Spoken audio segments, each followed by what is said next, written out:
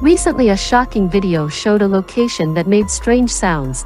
It was said that the location was on the Euphrates River. The sound came from under the ground that came out through a gap. People in the place believed that the voice was the voice of demons imprisoned so as to make a sound like asking for help. Try to hear his voice below.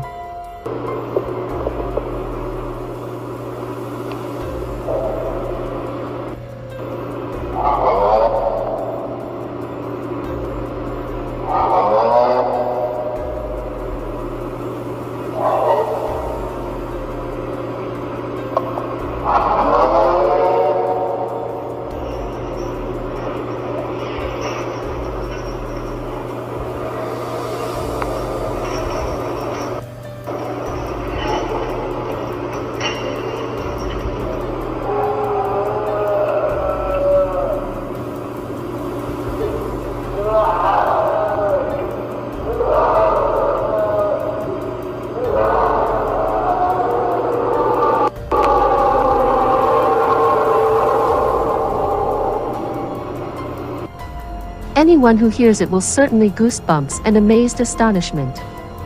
Will the voice be the voice of the demons? So far, no one knows the truth.